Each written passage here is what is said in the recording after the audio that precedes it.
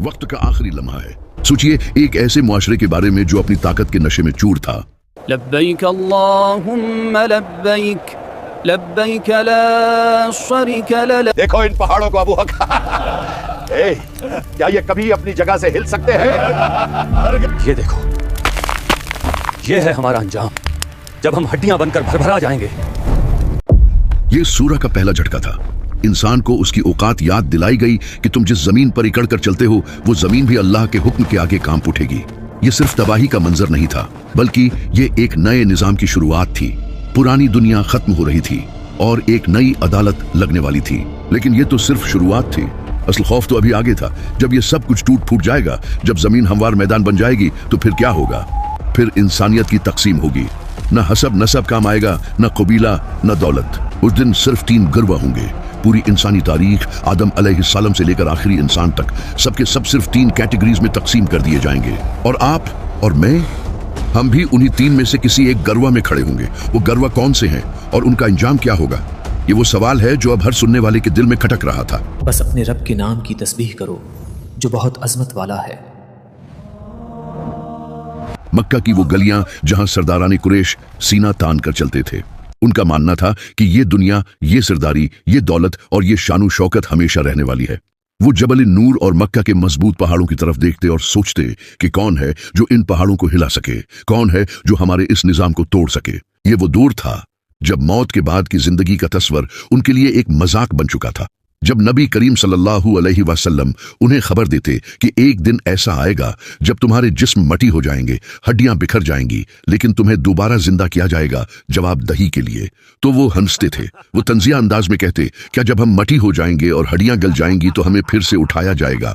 ये तो पुराने जमाने की कहानियां हैं। उनका दिमाग उस हकीकत को कबूल करने से कासिर था कि ये जमीन, ये आसमान और ये कायनात एक एक्सपायरी डेट रखती है। वो गफलत की नींद सो रहे थे और फिर इस मुकम्मल खामोशी और गफलत के अंधेरे में आसमान से एक ऐसी सूरो नाजिल हुई जिसने उनके सारे नजरियात की धज्जियां उड़ा दी। पहाड़, खुदा की कसम पहाड़, वो देखो, ये कैसे मुमकिन है? पत्थर धूल बन रहे हैं। सुना तुमने? वो कहते हैं कि ये जिस्म मिट्टी हो जाएंगे। मिट्टी, ये ताकत, ये गोश्त, ये जवानी। अलवाक़िया, इस नाम में ही एक हैबत है।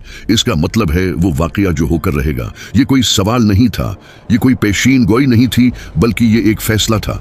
अल्लाह ने ये नहीं कहा कि अगर क़यामत आएगी, बल्कि बता दिया कि ये एक ऐसी अटल हकीकत है जिसका होना तय हो चुका है। जैसे ही इस सूरा की इब्तिदाई आयात तिलावत की गई, मक्का का माहौल बदल गया। ये अल्फाज नहीं थे, ये हथौड़े थे जो उनके दिलों पर बरस रहे थे। अल्लाह ने फरमाया, जब वो होने वाला वाक़या पेश आ जाएगा, उस वक्त कोई झुटलाने वाला नहीं होगा। आज तुम मजाक उड़ा रहे हो, आज तुम दलीलें मांग रहे हो, लेकिन जब वो घड़ी आएगी तो तुम्हारी जबानें गोंगी हो जाएंगी। वो दिन किसी को इज्जत देगा और किसी को जिल्लत की गहराइयों में फेंक देगा। फिर कुरान ने वो मंजर खींचा जिसने अरब के फसीह बलीग लोगों को भी हिलाकर रख दिया। जब जमीन बुरी तरह झंझोड़ दी जाएगी, जरा तसव्वुर करें, हम जलजले से डरते हैं जब पक्के हिलने लगते हैं या जमीन थोड़ी सी लरसती है, लेकिन यहाँ आम जलजले की बात नहीं हो रही।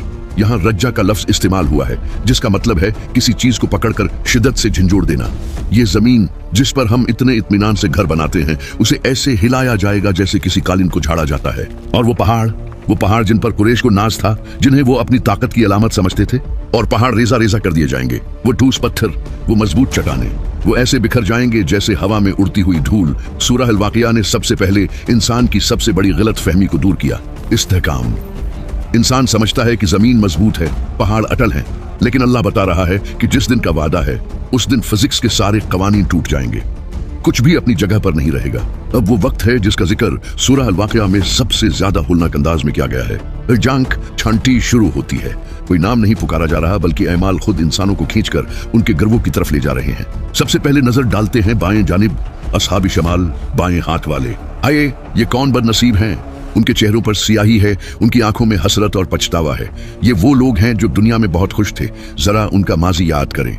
जब ये दुनिया में थे तो मुतरफीन थे, यानी वो लोग जो ऐशो इशरत में डूबे हुए थे, जिन्हें हलाल और हराम की कोई परवाह नहीं थी। वो अपनी दौलत के नशे में इतने मस्त थे कि उन्हें गरीब की चीख सुनाई देती थी और ना अल्लाह का हुक्म। ये वो लोग थे जो कहकाए लगाते थे और कहते थे, अरे छोड़ो, ये जिंदगी ही सब कुछ है, खाओ पियो और मजे करो, कौन सा हिसाब किताब। वो असरार करते थे गुनाह अजीम पर, यानी गुनाह हो जाना बड़ी बात नहीं थी, लेकिन ये गुनाह पर डेटते रहते थे, अकड़ते थे कि हम तो यही करेंगे। लेकिन आज उनका हाल देखिए। सूरह अल वाक़िया बताती है कि ये सुमूम और हमीम में होंगे। सुमूम वो लो है जो जिस्म के मसामों पोरिस के अंदर तक घुस जाती है, और हमीम वो खोलता हुआ पानी है जो अंतड़ियों को पिघला दे। उनके लिए न कोई ठंडी छांव है और न कोई इज्जत। उनका साया भी यहमूम का है, यानी काला स्याह घुटन वाला धुआं। ये मंजर देखकर कलीजा मुंह को आता है।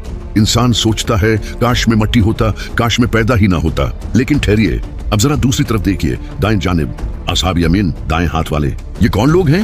ये खुश नसीबों का सबसे बड़ा लश्कर है। उनके चेहरों पर खौफ तो है मगर इत्मीनान भी है। ये वो आम मुसलमान हैं, वो नेक लोग हैं जिन्होंने जिंदगी में लड़खड़ाने के बावजूद अल्लाह का दामन नहीं छोड़ा। ये फरिश्ते नहीं थे, उनसे गलतियां हुई हैं, लेकिन उन्होंने तौबा की, उन्होंने अल्लाह के आगे सर झुकाया। आज उनका इस्तकबाल कैसे हो रहा है? अल्लाह फरमाता है वो बगैर कांटों वाली बीरियों के दरख्तों में होंगे। दुनिया में बीरी के दरख्त का साया बहुत घना होता है, लेकिन उसमें कांटे होते हैं, वहां कांटे निकाल दिए गए हैं, और तह बतह कीलों के गुच्छे हैं, और लंबा फैला हुआ साया है, और पानी है जो बह रहा है। जरा उस मंजर को महसूस करें। एक तरफ वो लोग हैं जो काले धुएं और खोलते पानी में चीख रहे हैं, और दूसरी तरफ वो लोग हैं जो ठंडी छांव और बहते पानियों के पास पुरसकून बैठे हैं। ये फर्क सिर्फ अकीदे और अमल का था। एक गरवा ने माना और झुक गया, दूसरे ने इनकार किया और अकड़ गया। असहाब यमीन के लिए अल्लाह ने फरमाया कि ये लोग बहुत सुख और चीन में होंगे। उन्हें कहा जाएगा कि तुमने दुनिया में सब्र किया, मुशक्कतें झेली, हलाल कमाया जो मुश्किल था, हराम छोड़ा जो आसान था। आज ये आराम तुम्हारा हक है। सूरह अल वाक़िया में एक तीसरा ग्रुह भी है, एक ऐसा ग्रुह जो उन असहाब यमीन से भी बहुत आगे है। वो आम जन्नती नहीं है, वो VIP हैं। उनकी शान ही अलग है, उनका मर्तबा इतना बुलंद है कि आम जन्नती भी उन्हें रश की निगाह से देखेंगे। ये कौन हैं? ये वो हैं जो सिर्फ चलकर नहीं आए, बल्कि ये दौड़ कर आए थे। ये अल-साबिकून हैं, सबसे आगे बढ़ जाने वाले।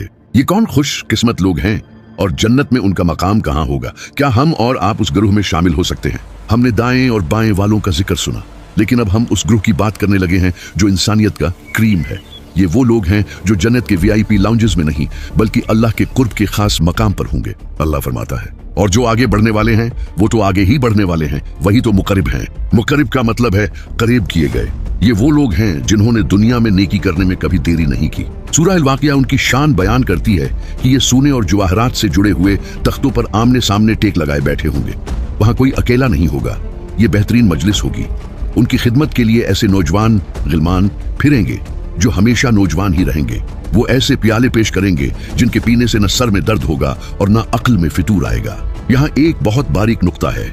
दुनिया की शराब इंसान को बेहोश करती है, सिर में दर्द करती है और बकवास करने पर मजबूर करती है, लेकिन अल्लाह के ये खास बंदे वहां भी होश में होंगे और लुत्फ अंदूज होंगे।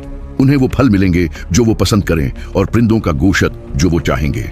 और वहां का माहौल, वहां ना कोई फजूल बात होगी और ना कोई गुनाह की बात। वहां सिर्फ एक ही आवाज गूंजेगी, सलामन सलामा, सलामती ही सलामती। ये वो लोग हैं जिन्होंने दुनिया के शूर शराबे में अपनी जबानों को पाक रखा, तो अल्लाह ने उन्हें जन्नत में भी पाकीज़ा माहौल अता किया। यहाँ तक सूरह अल वाक़िया ने हमें मुस्तकिल दिखाया, तीनों अंजाम दिखा दिए, लेकिन अब अंदाज बदल रहा है।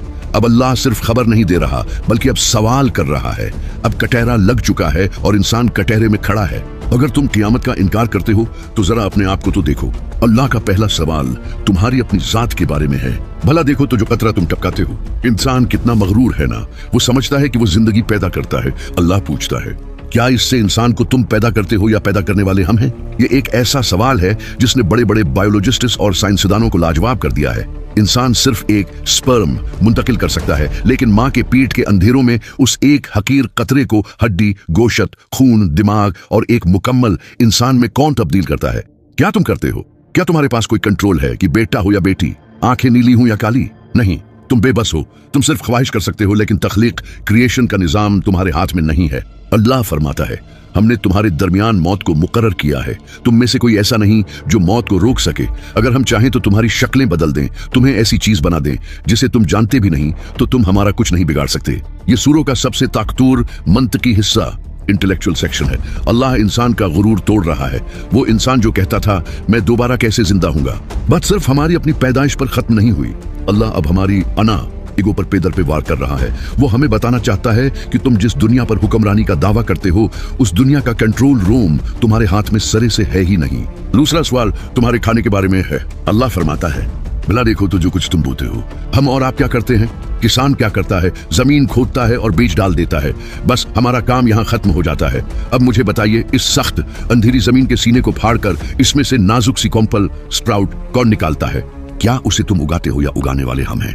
साइंस जितनी भी तरक्की कर ले, हम आज तक लेबॉर्ट्री में एक भी ऐसा मसनूई बीज नहीं बना सके जिसमें जिंदगी की सलाहियत हो।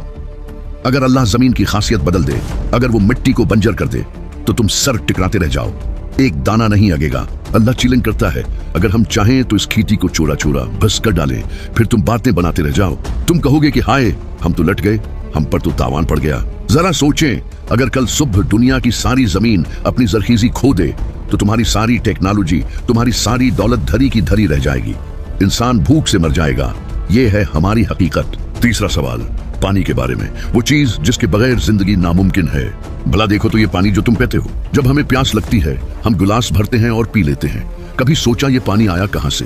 क्या ये बादलों से तुमने बरसाया है? समंदर का पानी खारा है, उसे सूरज की तपश भाप बनाती है, हवाएं उसे उठाती हैं और फजा में उसे मीठा फिल्टर करके बादलों की शक्ल दी जाती है और फिर वो तुम्हारे घर तक पहुंचता है। ये फिल्ट्रेशन प्लांट किसने लगाया? अल्लाह एक बहुत खौफनाक धमकी देता है यहाँ, अगर हम चाहें तो उसे सख्त खारी कड़वा कर दें।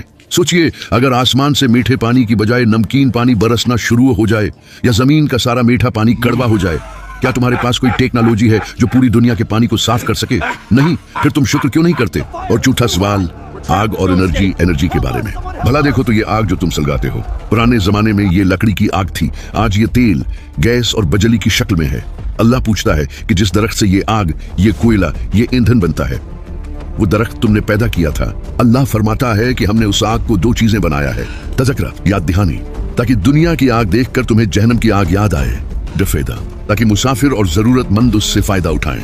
और जब ये बात साबित हो गई तो फिर अल्लाह अपने नबी सल्लल्लाहु अलैहि वसल्लम और हम सब को हुक्म देता है, फसब्बिह बिस्मि रब्बिकल अज़ीम, तो अपने अजमत वाले रब के नाम की तस्बीह करो। यानी मान लो कि वो अजीम है, मान लो कि कंट्रोल सिर्फ उसी का है। लेकिन अभी एक आखिरी और सबसे बड़ा वार बाकी है।